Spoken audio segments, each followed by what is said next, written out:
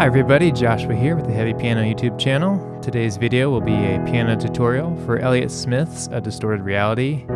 Is a necessity to be free, I believe is the full title.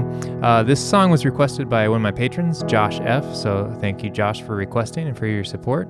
Let's get right into it. I'm going to talk about chords and melody based on my improvised version, and I encourage you to check that out if you haven't seen it yet, just so you can kind of get a frame of reference for where I'm coming from. So let's see here. We have this first lick. I'm going to call it, we'll be talking, this will be in the key of E major more or less.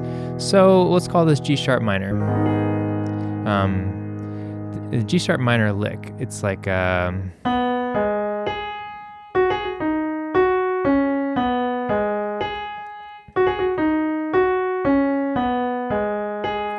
so you have the octave there. An easy way to remember this is you're kind of going down the black notes. So we have the white note, the B, and then black notes, and then there's our one white note there. I did a little trill 4/5. It helped me to kind of rotate a little bit.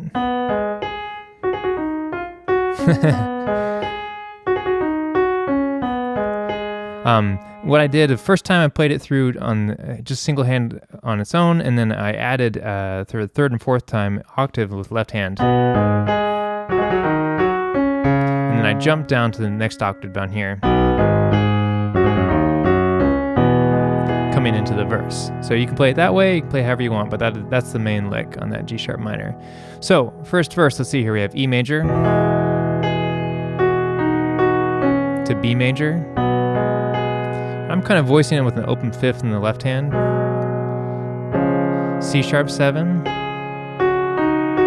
You can walk out the bass. And then we have G sharp minor, F sharp, E, B, C sharp 7 to E. And I did like a little fifth walk up to E. So now for this next part, we're going to use the same progression, except for instead of starting on E major, we'll start on G sharp minor to B, C sharp 7, E, G sharp minor, F sharp, E, B, C sharp 7. You know, I'm doing a lot of these like walking up to the next chord kind of things. You can experiment a little bit with that and see how you want to move from chord to chord. I'm going to go back to G sharp minor now. The melody's going to go up to this high D sharp, F sharp major, E major, C sharp 7, D sharp 7. There's definitely like this sus sound. So it's G sharp to A sharp going to the E. So then our melody's up on this high E. F sharp. It's like a C sharp over E sharp, which basically just an F natural, but technically it's an E sharp. E, B, F sharp over C sharp to G sharp minor, and then quickly to G. Let me play that much again, starting with the E.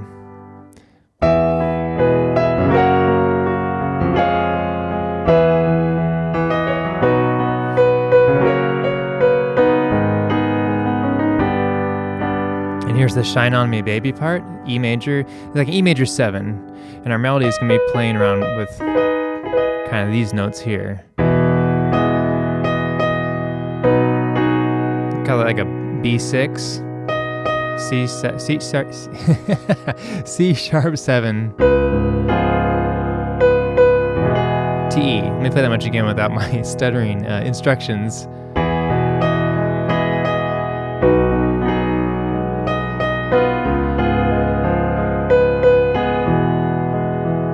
I think what I did is I added a little more movement at this point, because if you listen to the recording, you know, the drums come in and the band like fills out the sound.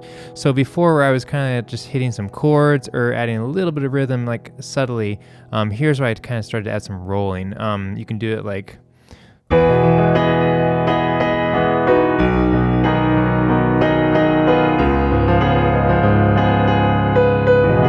experiment. Ba-da-da-da-da-da-da-da.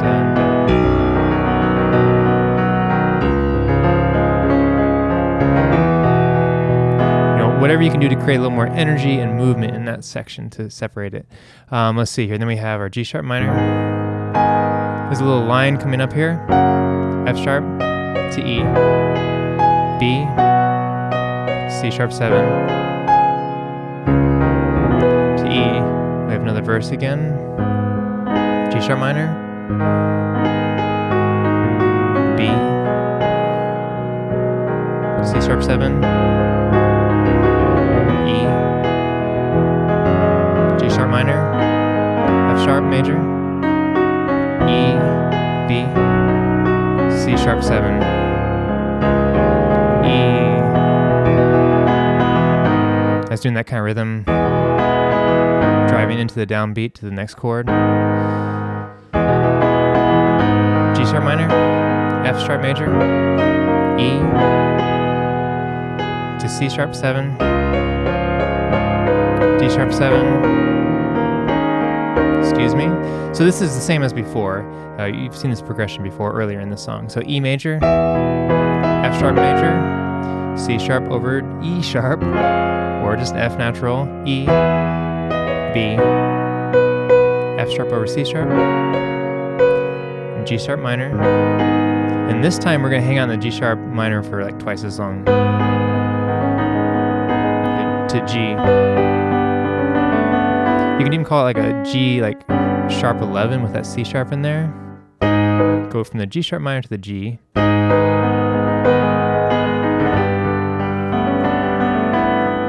So then we have this loop, and it will be B, C sharp, G, B, F sharp, G sharp minor, G, and it's gonna loop. So let's see. I'll try to play the little guitar line or the melody line.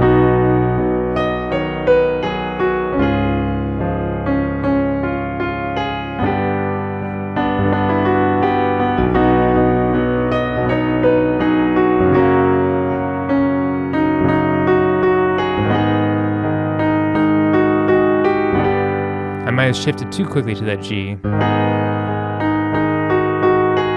I think that sounds a little closer.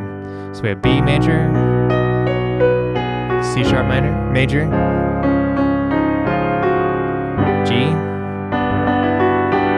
B, F sharp, G sharp minor. So I think the second time you do that progression on the G sharp minor, you have this Shine On Me Baby.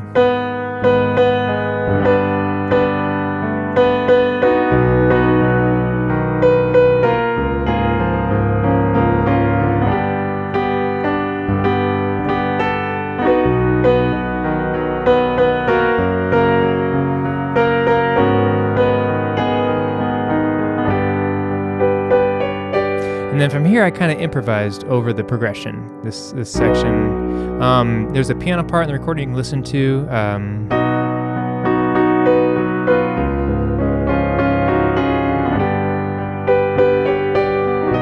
And then what I noticed, Elliott really emphasized the B major 7. So on that.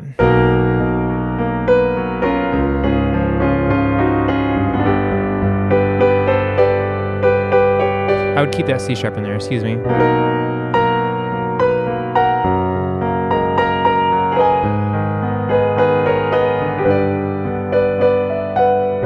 So I just played around with that progression, just improvising a little bit over those chords until I think I did finally end on the G. Otherwise you could fade it out somehow or mess around with that a little bit. But those are the chords and melody for the most part, at least the way I played it in my version. So one of the things coming out of the introduction, right, I've kind of like added the octave here, then the lower octave to like drive energy into the downbeat of the first verse, and then I pull the energy back, right? So let's see here. Yeah, ba-dum-bum, and I'll play a little bit of the rhythm and I'll kind of try to talk about what I'm doing.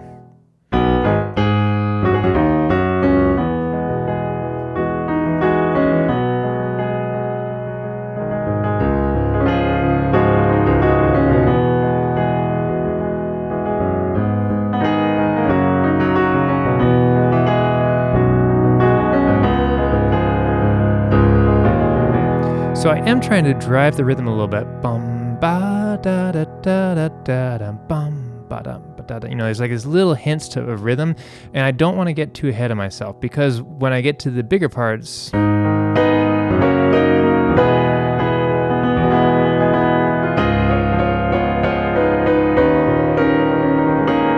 don't want to run out of gas. I don't want to run out of steam, so I still have some places to go.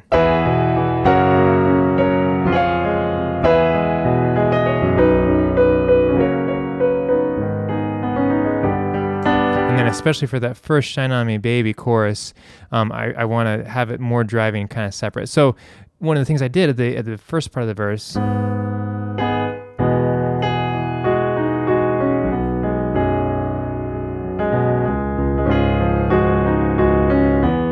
I'm kind of like trying to leave a little bit of rhythmic space, but also in the back of my mind, I'm like, dum, dum, ba-dum, ba-dum. I know it's kind of cheesy.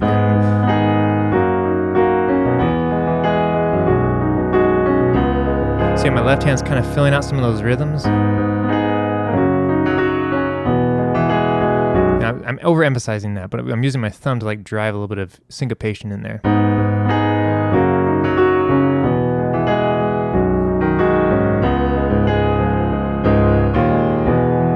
So I'm overemphasizing it for the sake of this tutorial, but the way I wanted to play it, I wanted it to have the energy and push without getting too much in the way and getting too ahead of myself and driving it too much at the beginning. So then when I did build it out, you know, especially with a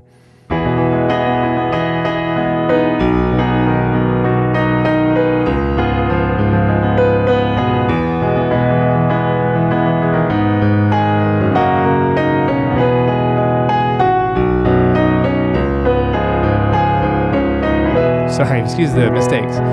But the idea is, you know, like I can always add more notes, but I will get to a saturation point with my fingers, right? Where I can't make it any bigger and I can't play any harder and I can't add more rhythm. So I can always take away. So I'm trying to come from a point where like I'm trying to tell a story, and the way I'm doing it is by like an ebb and flow of energy and emotion with the piece. And whether that works or not is totally up to you if you like the way I played it. So that's kind of where I'm coming from stylistically. And then taking the chords and melody and trying to make something interesting out of an already really interesting piece of music. So let's see here.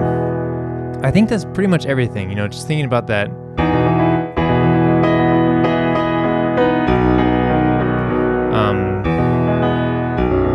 You know, you could like try to get two of those rolls in there to like ba-ba-da-ba-dum, like really drive to the downbeat.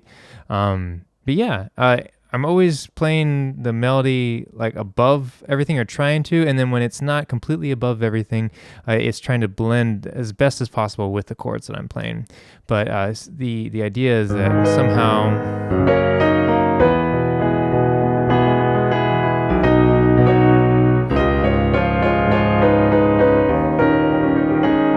so even like my harmonies are kind of like filling in and supporting the melody, and the idea of trying to carry the emotional weight of the lyrics. And it's a fairly heavy song, so I don't know if that works or not. Maybe it's a little bit too happy the way I'm playing it.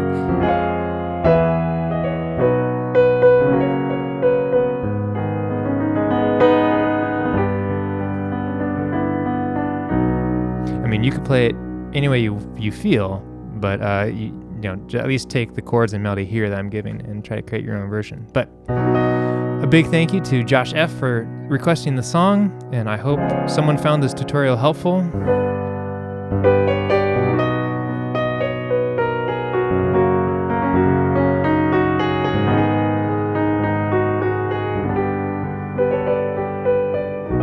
But it's a cool piece of music, really musically interesting, as is most of Elliott's stuff. The chord progressions are really fun to kind of work out.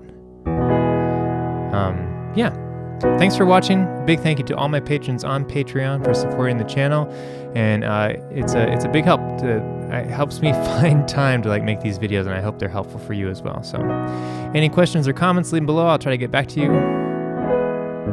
And yeah, I'll catch you next time. Thanks for watching.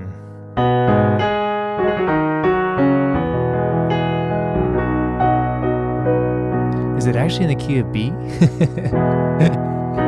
Maybe it's in the key of B because that feels like home. All right, I'll stop talking. It's up to you, totally how you want to interpret it.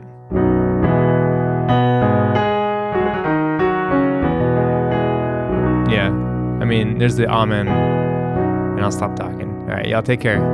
Thanks for watching.